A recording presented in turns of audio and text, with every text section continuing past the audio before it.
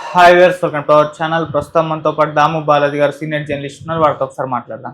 Sir నమస్కారం. Sir నమస్తే sir, Sangareddy జిల్లా అమీన్పూర్లో ఒక దారుణమైన సంఘటన చోటు చేసుకుంది సార్. ఒక మహిళ తన ముగ్గురు పిల్లలకు ఆ పెరుగన్నంలో విషం కల్పించి వాళ్ళని చంపేసింది. ఆ తర్వాత తాను కూడా అదే అన్నం తినేసి సూసైడ్ చేసుకునే ప్రయత్నం అయితే చేసింది, కానీ ఆమె ఇప్పుడు విషం పరిస్థితిలో ఉందని చెప్తున్నారు. మరి ఎందుకు పిల్లల్ని చంపేసుకుంది, మళ్ళీ తనెందుకు సూసైడ్ చేసుకునే ప్రయత్నం చేసింది, అసలు ఏం జరిగింది సార్ ఇష్యూలో? ఇదొక దారుణమైన సంఘటన. ముగ్గురు పసిపిల్లలు, వాళ్ళు 12 ఏళ్ళు, 10 ఏళ్ళు, 8 ఏళ్ళు ముగ్గురు పిల్లలు పెరుగన్నం తిని చనిపోయారు అన్న వార్త ఫస్ట్ సంచలనం రేపింది. సో ఎలా చనిపోయారు అని చర్చ అయితే విపరీతంగా జరిగింది వచ్చి మొన్న February 27th నైట్, అంటే early morning, 28th early morning అనుకోవచ్చు, తెలియడం అయితే వీళ్ళు ఏం చేశారంటే థర్స్డే 27th నైటు పెరుగన్నం కలిపి పెట్టింది తల్లి వాళ్ళకి. సో ఆ ముగ్గురు పిల్లలు తర్వాత చనిపోయినట్టుగా ఇదైంది.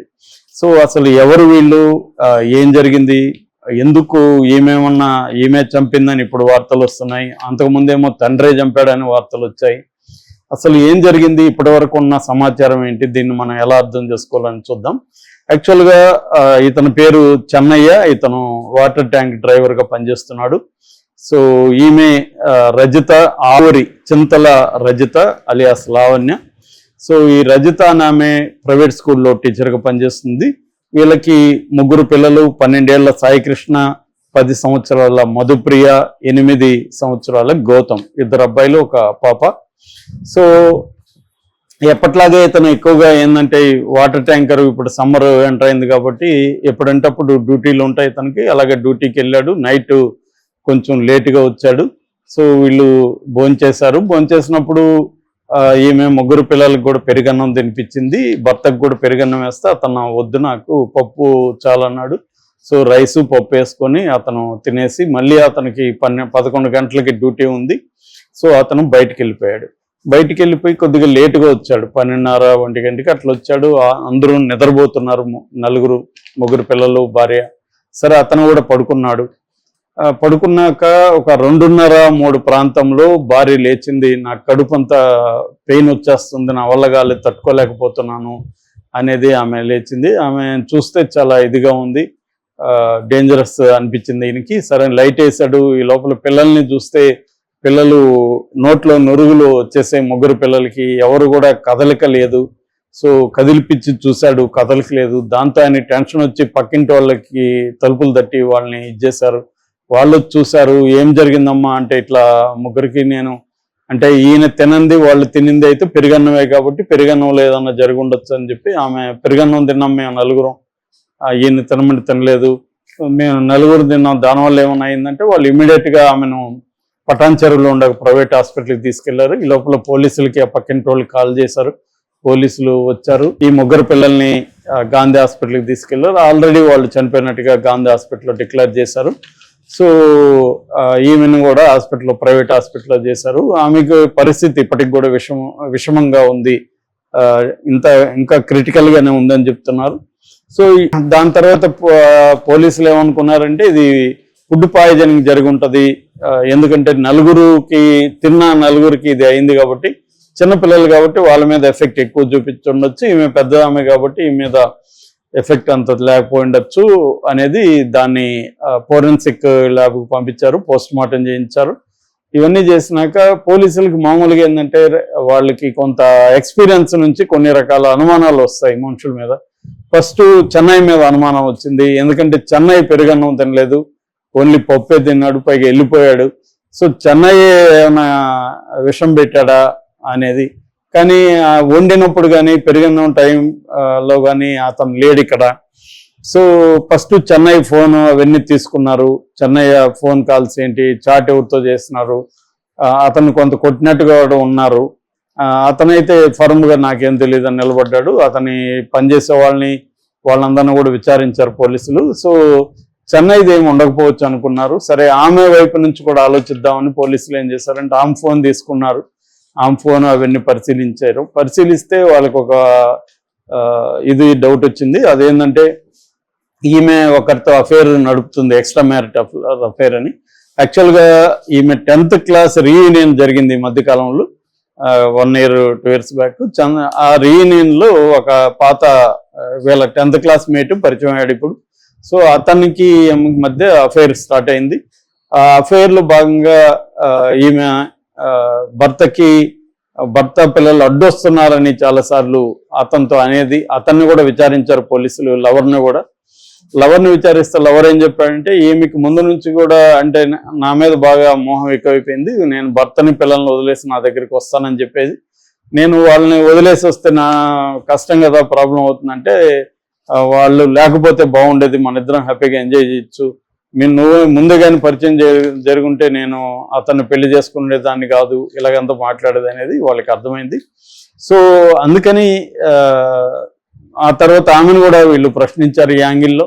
సో ఆమె కన్ఫెస్ అయిందని చెప్తున్నారు పోలీసులు. అంటే ఇంకా అఫిషియల్గా అయితే పోలీసులు ఏమి డిక్లేర్ చేయలేదు, కానీ మీడియాకి అయితే లీక్ అయింది వార్త. మీడియా లీక్ ప్రకారం ఏంటంటే, ఈమె భర్తని పిల్లల్ని 4 చంపేయాలని డిసైడ్ అయింది.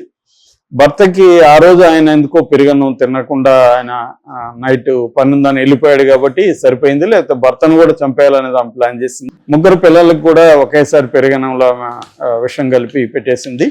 సో 4 చనిపోతే తను లవర్తో ఎంజాయ్ చేయొచ్చు, జీవితాన్ని హాయిగా ఫ్రెష్గా స్టార్ట్ చేసుకోవచ్చు అనేది. అంటే నేను ఈ పిల్లలు ఫ్యామిలీ త్వరగా నాకు పెళ్లి చేసేసారు, నా జీవితం కట్ అయిపోయింది ఇక్కడికి, ఇంకా పిల్లలు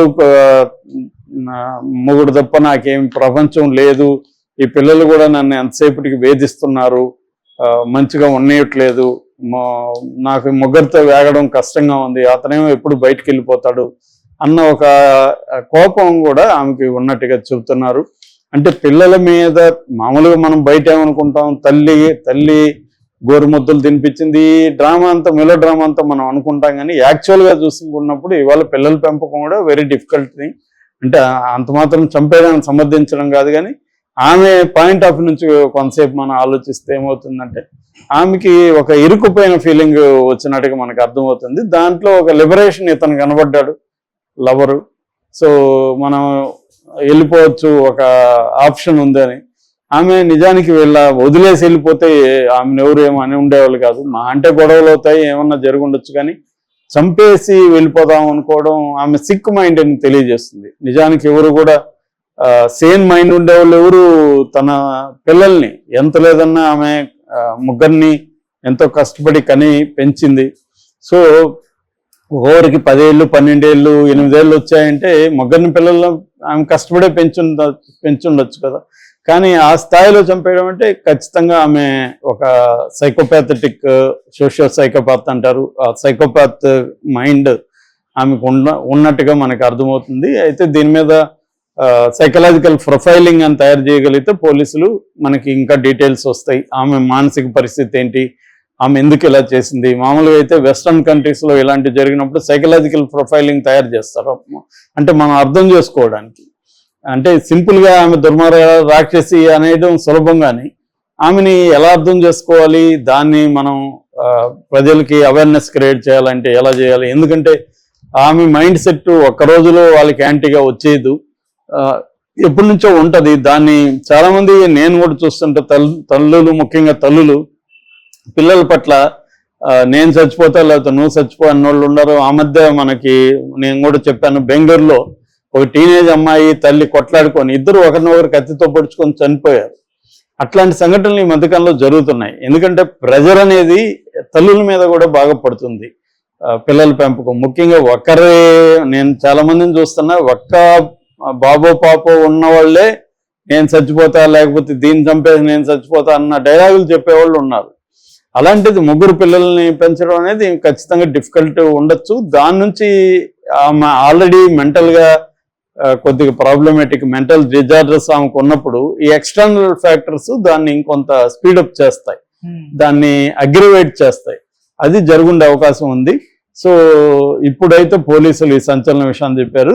అసలు ఆమె మరే చాలా మందికి వచ్చే డౌట్ ఏమంటే, ఆమె విషం పెట్టి 4 చంపేయాలనుకున్నది ఓకే, 3 పిల్లలకి విషయం ఇచ్చింది, తను ఎందుకు తినింది పెరుగన్నం అనేది చాలా మందికి డౌట్. దానికి కూడా పోలీసులు ఏం చెప్తున్నారంటే, ఆమె నమ్మించడం కోసమే ఎక్కువ తినకుండా కొద్దిగా 2 ముద్దలు తినింది, ఎందుకంటే మేము నలుగురు పెరుగన్నం తిన్నాం, నలుగురికి ఇదైంది అంటే నలుగురు అంటే 5 మందికి ఆమె ప్లాన్, ఒరిజినల్ ప్లాన్ ఏంటంటే ఫ్యామిలీ అంతా పెరుగన్నం తిన్నాం, ఫ్యామిలీ అంతా ఇబ్బంది అయింది, వాళ్ళు చనిపోయారు, నేను బతికాను అనేది ఒక వెర్షన్ ఇద్దాం అనేది ఆమె ప్లాన్.